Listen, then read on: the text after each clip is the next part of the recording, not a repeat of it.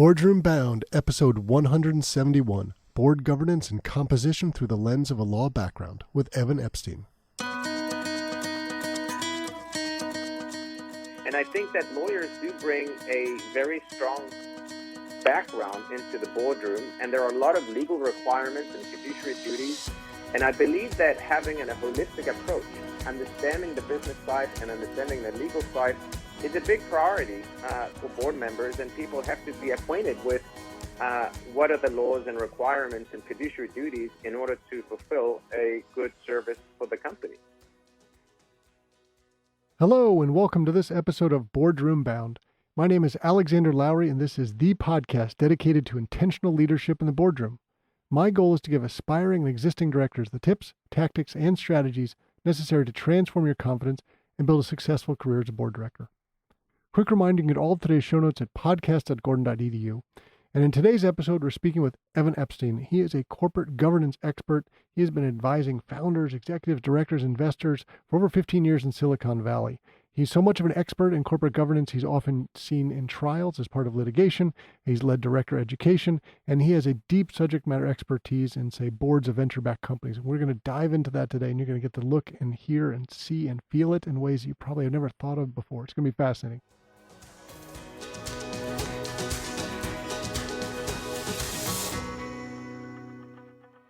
Before we jump into today's show, I'd like to share a message from our sponsor about board director education and certification. Want to join your first board or looking for additional board seat opportunities? In either scenario, be sure to be disciplined in your approach through the Becoming an Exceptional Board Director Candidate Education and Certification course. Get both the modern board director candidate packaging and modern board operations knowledge integrated with one program. Remember, the key to landing additional or your first board seat is in your packaging. Make the effort to do it right. Program graduates also receive their globally recognized International Board Director Competency designation upon course completion, available in one-on-one, group, or on-demand registration options. You can learn more at bit.ly, that's bit.ly/IBDC-D.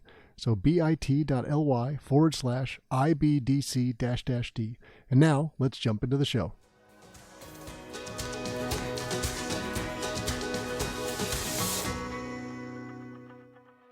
Evan Epstein, welcome to the Boardroom Bound podcast. Well, thank you very much for the invitation. It's a pleasure. As you know, I host a podcast, but it's the first time that I will be a guest in a podcast talking about governance. So I'm very excited about this. Turning of the tables. This is fantastic. So clearly that is something that we're going to talk about today is your show, because I imagine it will become a favorite of our listeners, your Boardroom Governance podcast. But even before we dive into that, there's so much I want to talk about today. People need to understand the background and experience, how you got to be this governance expert who's world-renowned, who's involved in litigation as a corporate governance expert multiple times over. But let's start with your career and how it began and how you got to where you are today, and then we'll dive into some of those meaty topics. Sure. So I'm originally from Chile. So I grew up in Chile, and I'm a lawyer there, and I was a corporate lawyer there. And then I did my master's in laws and LLM at Stanford Law School. And from there, I specialized in corporate governance, and I've stayed in Silicon Valley for the last 17 years. And much of the time has been focusing on boards in different iterations, and for a long time, at least for the last decade, I was running the Stanford Rock Center at Stanford, which focuses on corporate governance. And Evan, I imagine when most people think of a lawyer in the boardroom, they probably think about, say, maybe the chief legal officer who is sitting there ready to give counsel, perhaps on a particular topic, making a presentation. Certainly some companies might have lawyers on their board. I imagine there's also many people think about, when I network, that's an example of the kind of person I need to know. You think about lawyers, accountants, advisors, the consultants, the different people that are connected in the boardroom. What's it like to be the sort of legal brain sitting in the boardroom? What does that look and feel like? How is it potentially different for people who haven't been in that background to imagine, what's it like in the discussions that happen? Well, it's a great question, because one of the things that we noticed at the Rock Center at Stanford is that there is a line of research that comes from business schools in terms of corporate governance, and a line of research that comes from law schools. And typically, as you know, Alexander, law schools and business schools don't usually work that well together many times. And one way to approach governance is by both the business side and the legal side. And I think that lawyers do bring a very strong background into the boardroom, and there are a lot of legal requirements and fiduciary duties. And I believe that having a holistic approach, understanding the business side and understanding the legal side, is a big priority for board members, and people have to be acquainted with what are the laws and requirements and fiduciary duties in order to fulfill a good service for the company. And I would also say that the lawyers are particularly adept at reading long and boring and tedious documents and perhaps being able to translate that into human speak. Well, yeah, and I would say board minutes are critical in this respect. If you don't have good board minutes, that's the first line of litigation, and whatever gets included there makes it a very important discussion for the board. And I do believe that lawyers are a critical element of governance that unfortunately many times gets left behind.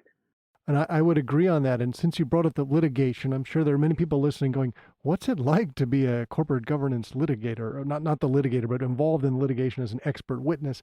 How did that start for you? I'm sure you can't give any too many specific details, but perhaps you can give a sense of what it looks like. I'm sure people have watched Perry Mason or other shows and kind of have this vision in their head, but perhaps tell us what it actually looks and feels like.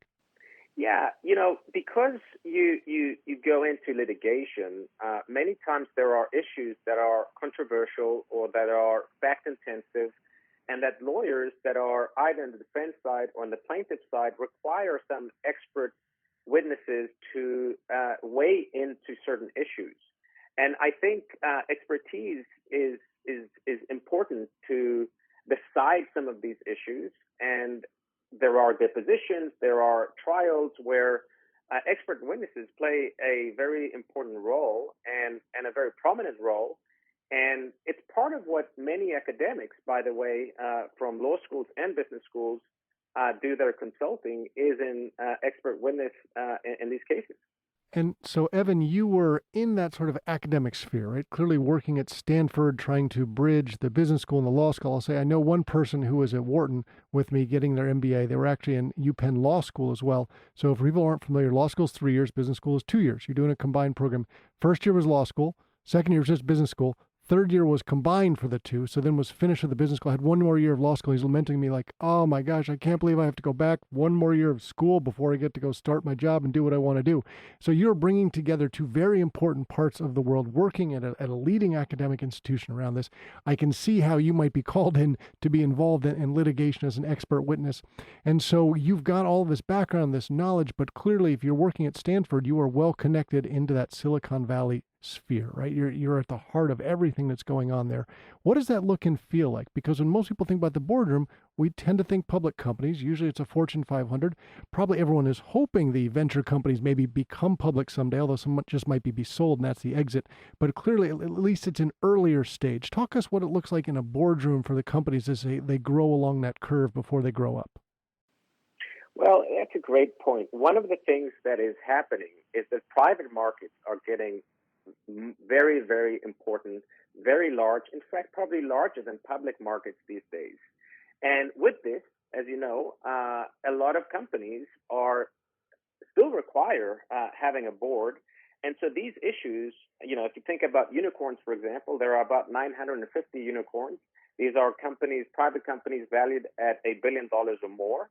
And that is a relatively recent phenomena, and I think an increasing part of the governance ecosystem.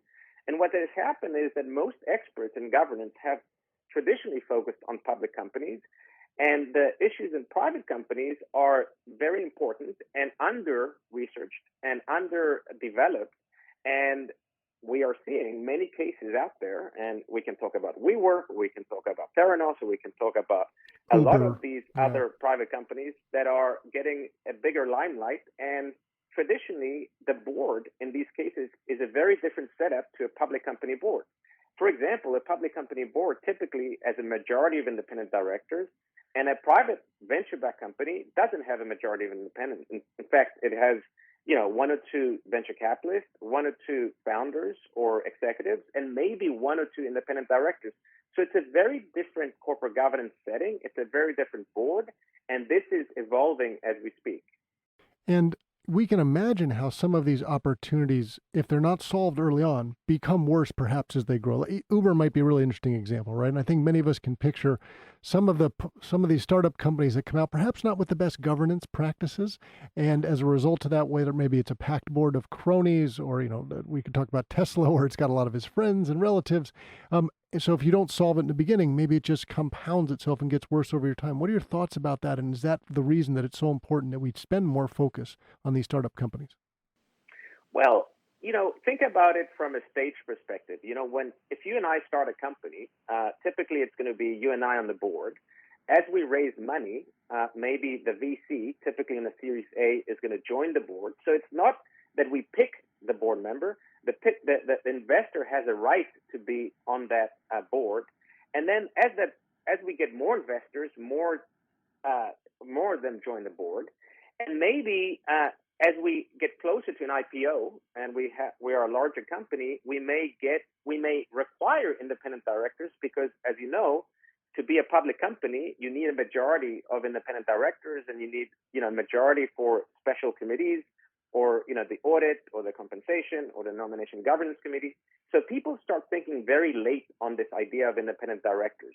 This is something that a lot of academics and a lot of research and a lot of practitioners are thinking about in terms of what is the composition of boards, and how do you think even about issues like diversity? As you know, California just approved SB 826 and AB 979 on diversity, requiring more women on boards, more minorities on boards. But that is a requirement for public companies. The same thing has happened with NASDAQ, but in private companies, that's not a requirement.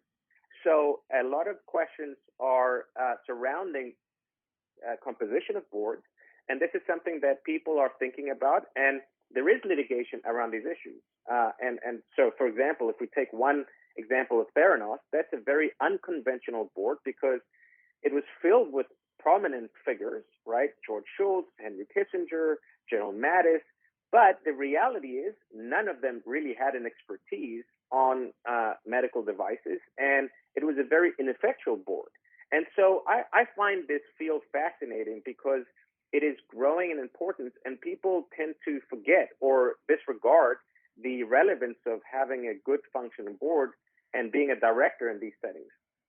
And I think this easily bridges back the discussion you were having before about the Rock Center, about bringing together sort of requirements and the law versus what happens in business world, those two schools of knowledge, and what's the right way to do things. How do we adjust? How do we grow? How do we change? If we're talking about Silicon Valley, we're talking about innovation. This is a place that seems ripe for trying different things. Yet it seems to me generally the boardrooms the world over tend to do things the way they've done before until something like a pandemic comes along and forces them to change. Is it been like that in Silicon Valley, or are you seeing lots of different people trying different things? Well, some people would argue that companies or Silicon Valley startups actually function in a better way, in part because the board is very focused in foresight, in thinking ahead. Because anyone who's in the board has skin in the game, has ownership in the company. And so there's a pushback. There's a vision out there, for example, where in Silicon Valley, founders think, hey, we know better what the future looks like, and we need to have, more shares or more say in whatever we do. And this clashes with traditional governance views, maybe from public companies, where shareholders or institutional shareholders want to have more say. So this is an interesting element in Silicon Valley, is the priority, or at least the founder view of how companies should be led. Now, that has created some issues, particularly when these founders have misbehaved and even broken the law, and in the case of Elizabeth Holmes, convicted of fraud. But some people would say that these private equity or these startup companies are very focused on innovation, and therefore have less of a distractions that may come from bureaucracy or other issues that may not function so well. And when you think about the boardroom for a startup, right, we tend to think about probably the CEO rock stars, the companies we all know, that have grown up, so Elon Musk and others. And in some cases, many person who starts out as the founder will probably not be the forever CEO. Eventually, their skills change. You need someone different in the role. And how do people think about that in the boardroom, right? At some point, does a board member who's brought on for certain expertise need to time out? Many companies don't necessarily have limits on how long a member can stay, but do you think there should be? How do you think about the board perhaps should mirror what the executive skill set team is and how long they stay versus a board member staying forever, perhaps? Well, that's an excellent question because this is a typical startup dilemma. The founders would want to stay forever, but as you rightfully said, sometimes the skill sets don't match. And if you would have asked me maybe 15 years ago, what would happen is the VCs, the investors, were very quick in changing the CEOs. And the power dynamic of the board relied on the investors, on the venture capitalists. And the numbers, if you look at the statistics, only I think about a quarter of the CEOs remain as the CEOs by the time of an IPO. So most CEOs don't remain CEOs, right? Now, in this era, because of this founder empowerment, I would say that in the mid 2000s, what happened is that founders started using dual class shares, starting leveraging their power, and venture capitalists decided to give them the right because the competition to invest in top companies was so high that they said, we don't care so much about this governance as long as we invested in one of you, right? Because of the power law distribution of venture capital. And so today, there's a big push towards keeping these CEOs for longer. And the founders have acquired this legal right, which is the voting right to remain and can outvote the directors in the boardroom, right? And this is a very important element of where we are. You know, the latest statistic is that I think 46.2% of the IPOs of tech companies had dual class shares. That's an absolute record. And so this dynamic is very important, and people think about it from two perspectives. One are the dual class shares, and other is also the composition of the board and having more directors that represent the common shares versus the preferred shares. And as you know, investors typically have preferred shares as opposed to the founders and employees that have common shares. So it's kind of an inside game, and you have to understand the venture capital industry. But the boardroom dynamic is quite different from a public company, which typically has all common shares.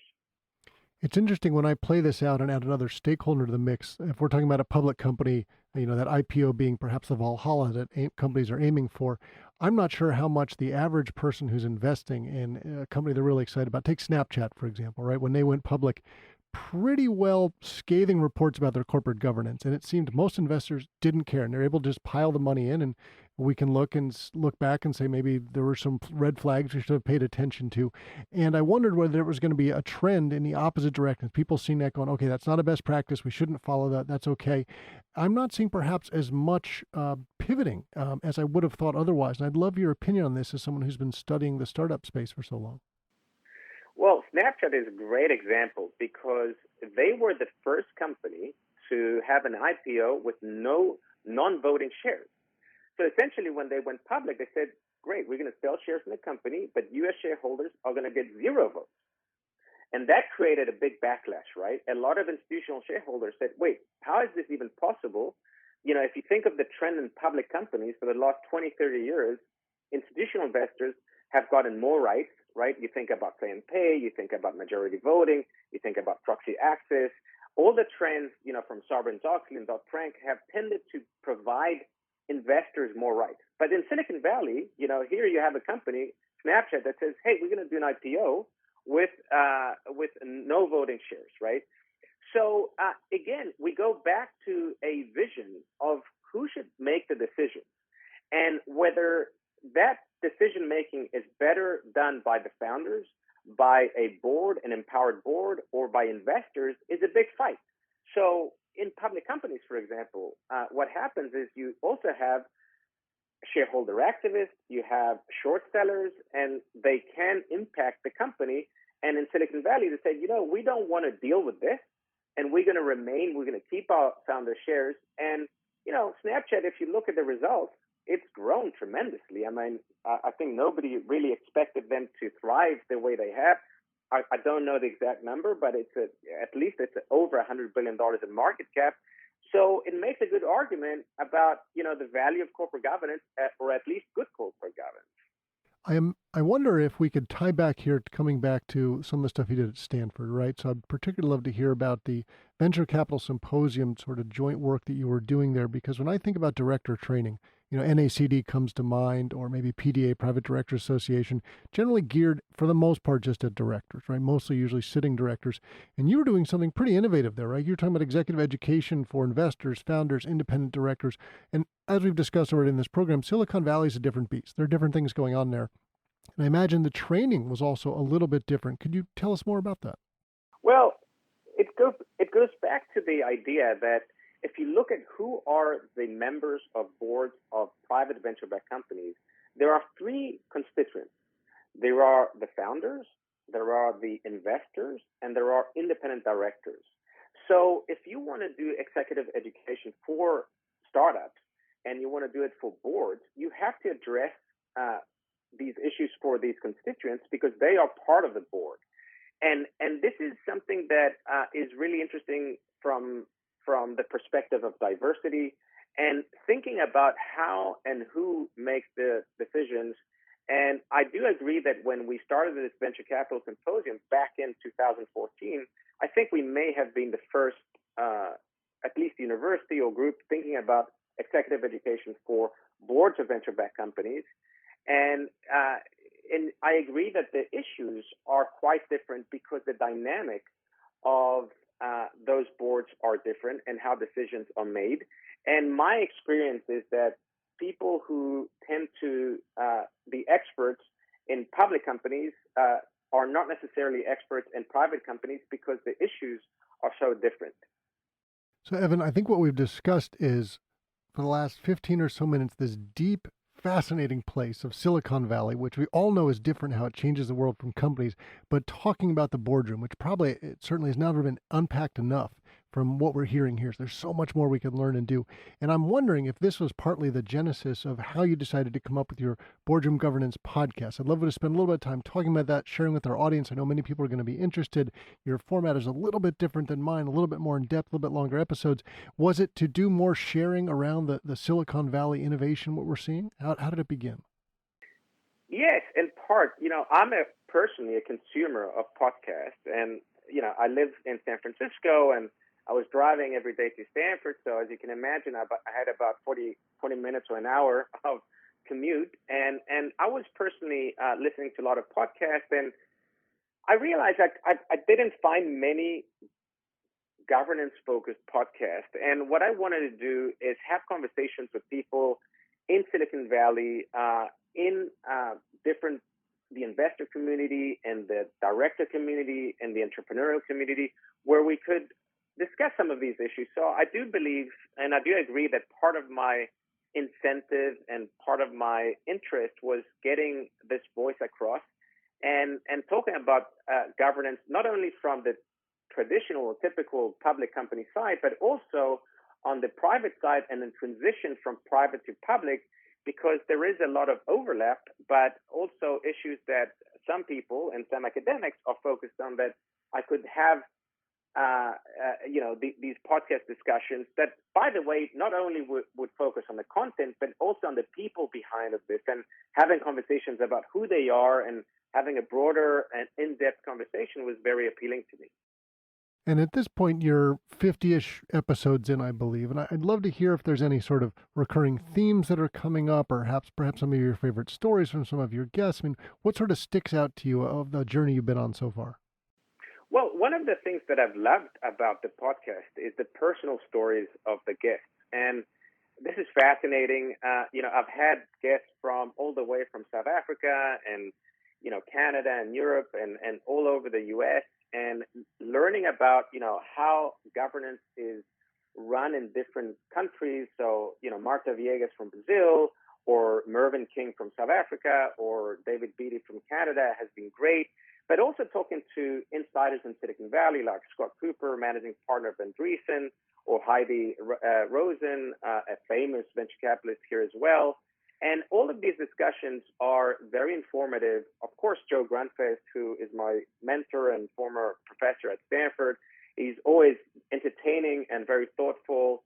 But Ilya Striblayev, who does venture capital at Stanford, or Anand Admati, there are some great episodes. And it's something that is, Alexander, as a host of a podcast, it's a lot of fun to have these conversations and dig deep into these matters. And, in a format that is friendly and that is thoughtful in terms of thinking, what are the issues today and what are the issues of tomorrow?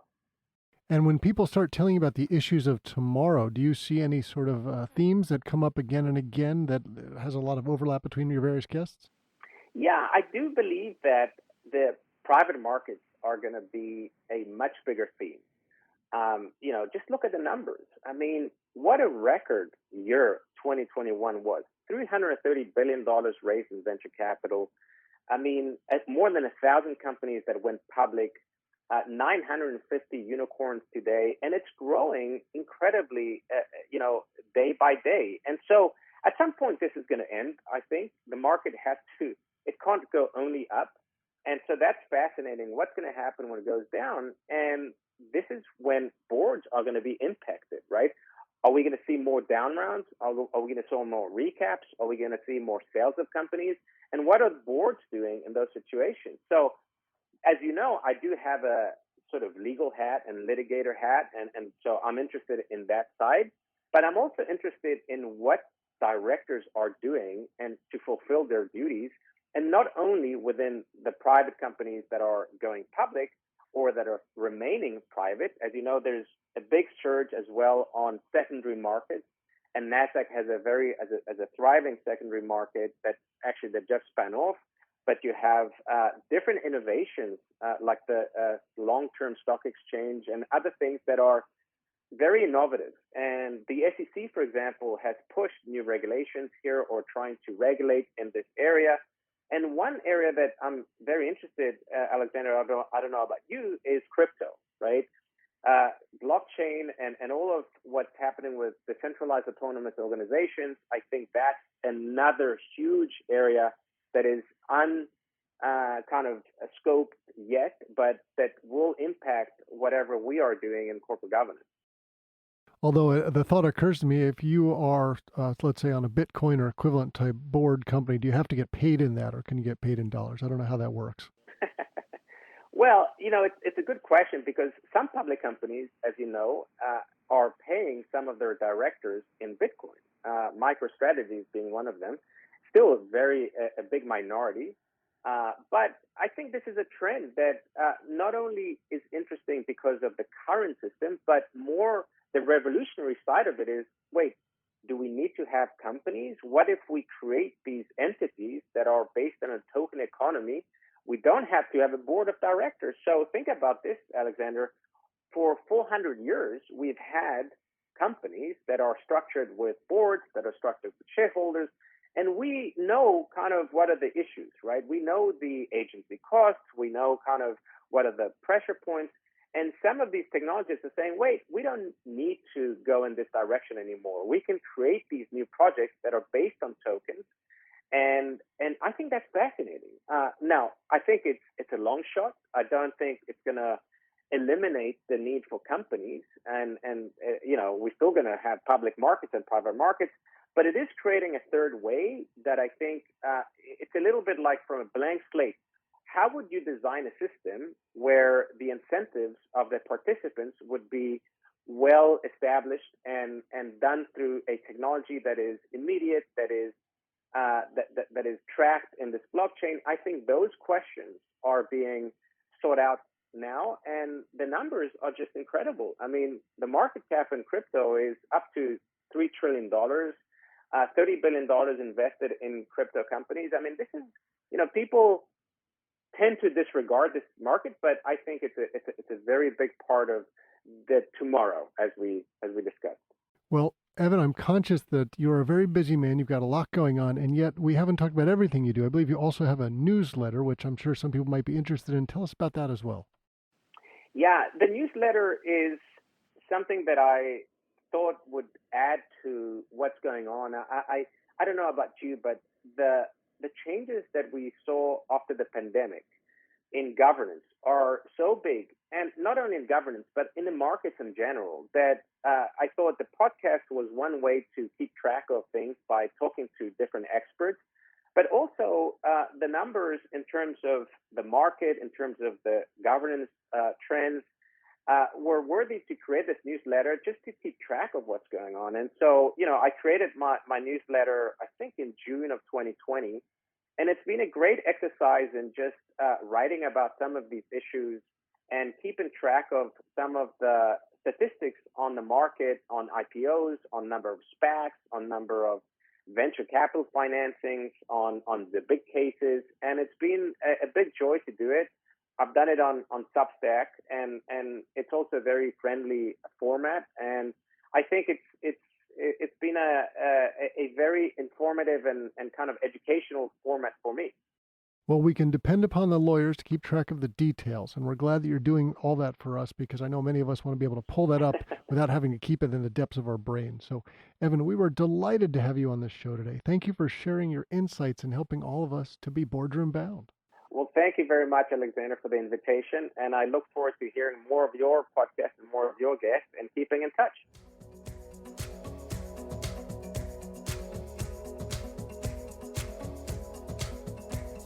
That's it for this episode of Boardroom Bound. I really enjoyed chatting with Evan Epstein. You can tell he is an expert on corporate governance, and that's why he's got his own podcast, Boardroom Governance with Evan Epstein. He's also got his board governance newsletter that comes out every month. So much information to pack into today, and you can get a lot more by listening to Evan or reading what he's putting out there. Now, if you head over to podcast.gordon.edu, you will find links to everything we talked about, including his newsletter and his podcast. And please know that the Boardroom Bound team and I are so proud to be your go-to podcast for all things that connect, prepare, and empower you to land a board seat. Be sure to subscribe to this podcast so you don't miss any of the high-quality content that we're bringing to you every Wednesday. Thanks for joining me today. I can't wait to share more stories and strategies from brilliant business minds with you again next week. Remember to keep tuning in to be Boardroom Bound.